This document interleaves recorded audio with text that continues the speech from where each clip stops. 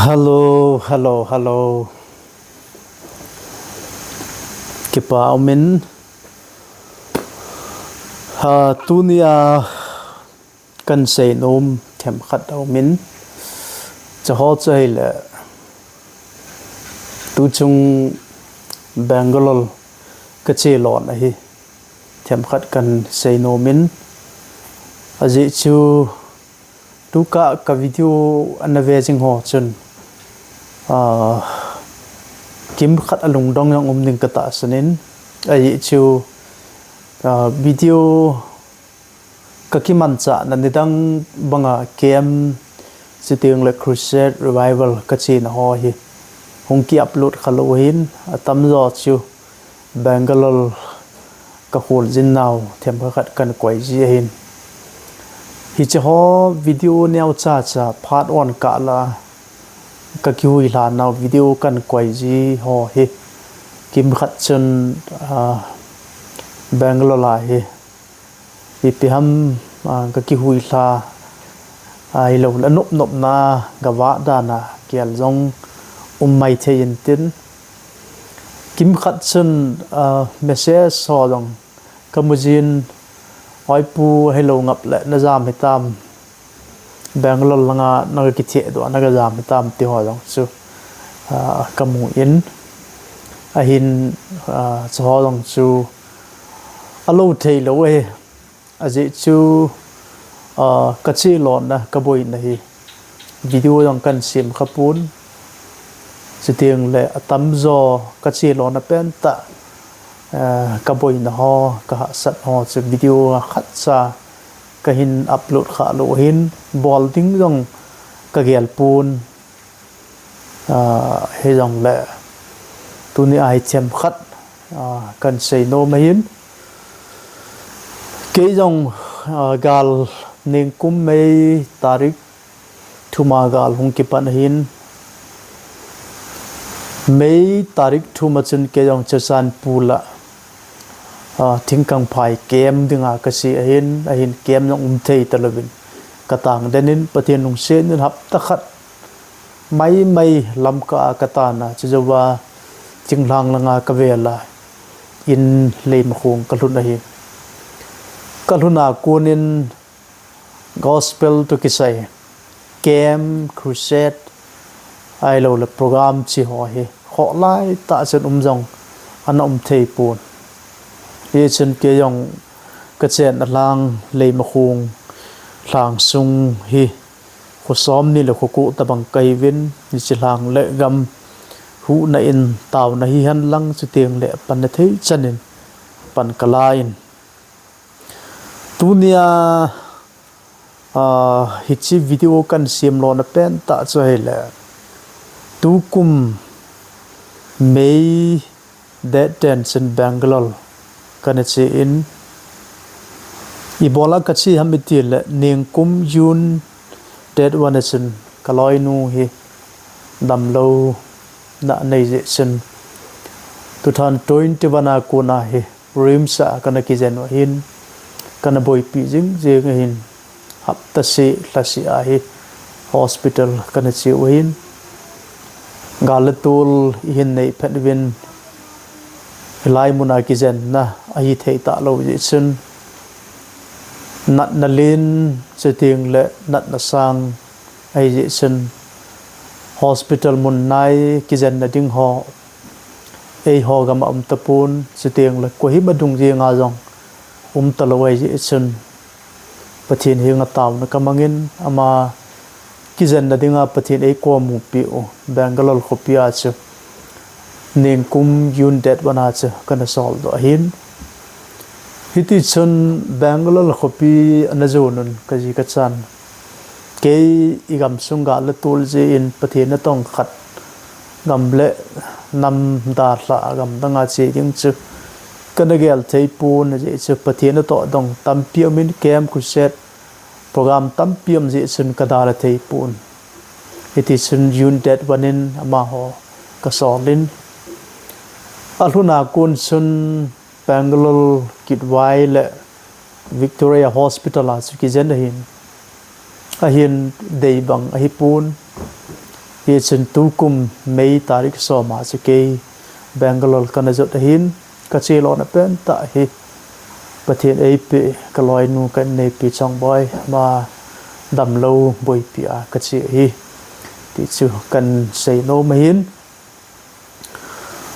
tu chung Bangalore ka kal son na hi hạ sat na chu tiang le damo ve se in lung ton na ai lo le hạ sat na tam pi ka to in aje chu nga le to lai ya damo ve se ka hi je vin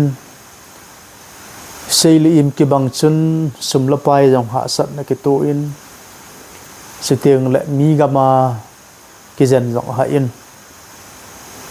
dễ chân hạ sat na tam pi ki to in hi jong le hạ sat na mun na hin pathian lo pin a ki ha la jin ei man hạ sai sa wangin gen the hạ sat na ho hi pathian phat na pathian hoi na tam ta mu ding ji in tu chung a jong hạ sat na tam ta ka tun a hin pathian lo pin a jong tam ta ka mu in hạ sat na chung hi dong le ki pa thu sei di dong tam piao min ka chung wa thil phain bol hoi amin che in ki phazo hi dong le a hlang pia ki pa thu ka sei nom jong amin mei tarik som ma ka lut hin mei 29 chen Bangalore Baptist Hospital muna operation major operation kahivin kaloi nu operation ke bolin operation ki chai chun hapta se a hello ama hello BCG hapta khat ve hapta se in kain ka mun June July sunga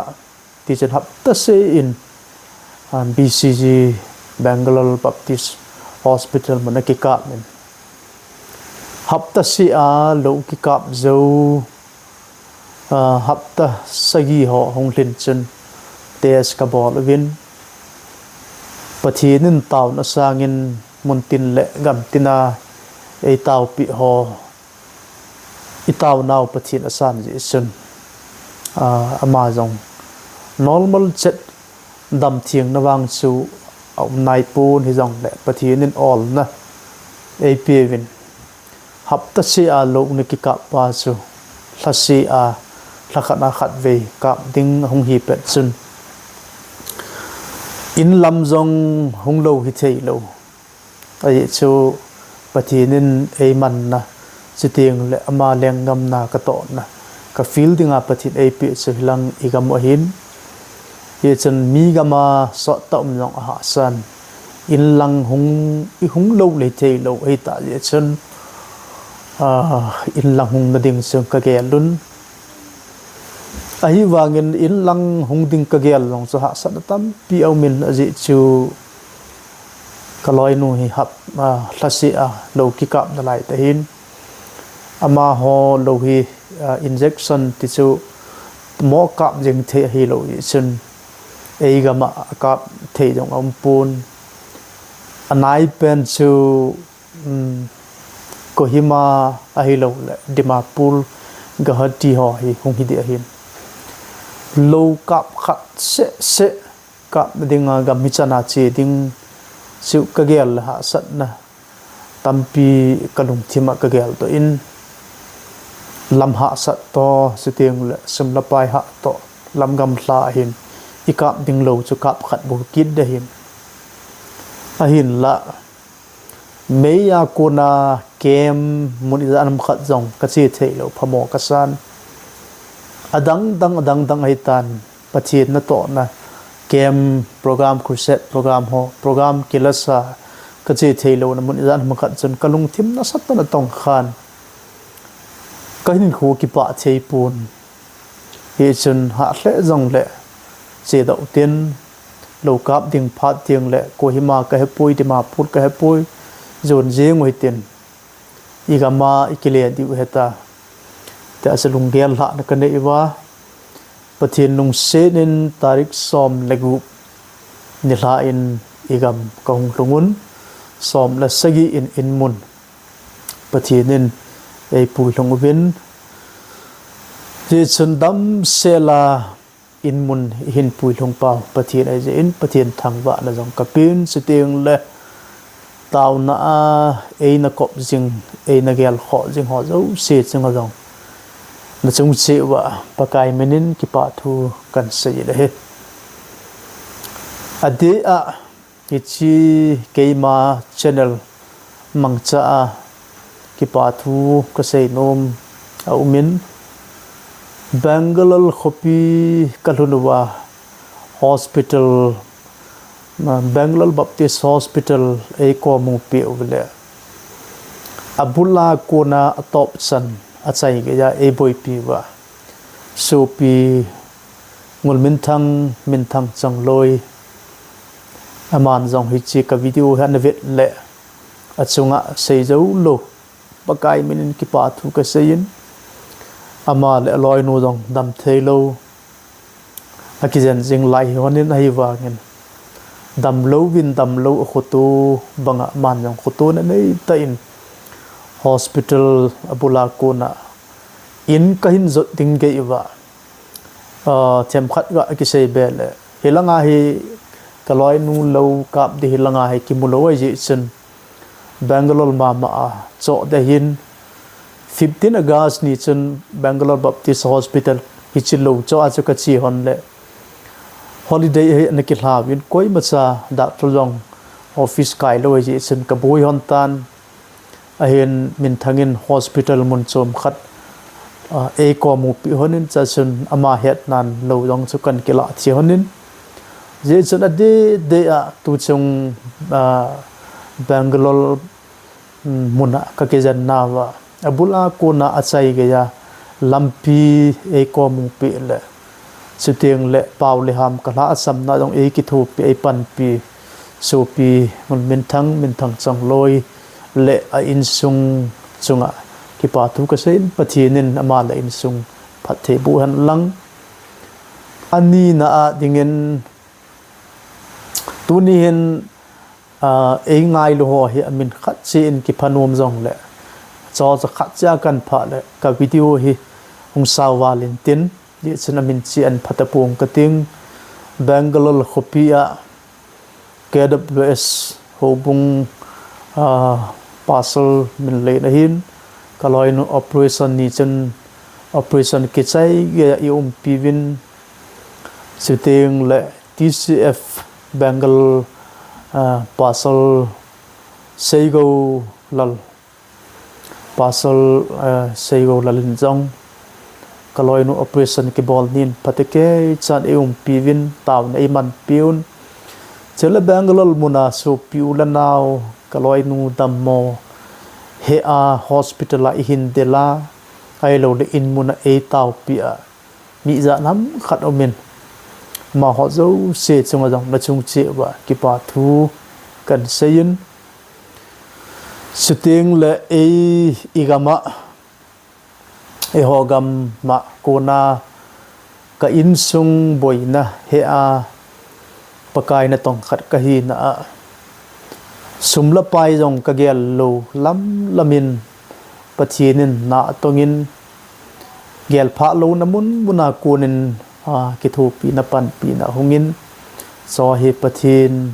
khotun na ki chan za hin pathinin keima e ngai lu na e khotu ji a keima e khotu na a pathin aman cha thei dinga a khot hin hlang le siting le phat si a taw na hin kop a siting le e lungim pi a kul hin bola na phat inam isan na phat tam ti a hin boy pi ho kasumil thei pun ha sat na siting le dam mo ve se na chung hi jong le tu chung Bangalore ka hol jin na boy na ha sat na sang ta ki tu na e taw pi ho siting sumla pa ya khot in hlang ho siting le e lungim pi ho zo se chung a hin hi chi keima channel mang cha na chung chi wa ki pa thu ka sein dam lo in sung nei khotu naw je in pathian in nang le na in sunga dam thei nan wang na bu hen ti dong chu ki pa thu ka hin se hi hen lang achai na a dingin ka sei nom chu in sung dam mo ve se to pathian na to ki ko ba hin kal sung jing jing ki hi in tun jong ba na program kem program ho kin in sung dam mo ve se to pathian na to heta he chi ko ba hin ha sa tam ta to polin he su gen the tam ta thu a pathian gam ilu di he ti bangin hi chi lei se hi chunga he gen the na ha sa tam ta thu puma he pakai na tong tinga pathian ko na chang ki hi ji chun ha sai ti a jong da hla thi pun ai lo le ka gen the ka boy ti a jong pathian na to hi pel the pun hin khuwa nộp nahi han lang da nahi han lang hau nahi han lang vai cha nahi han lang nộp sa nahi han lang gen thei nahi jong le pathian na hi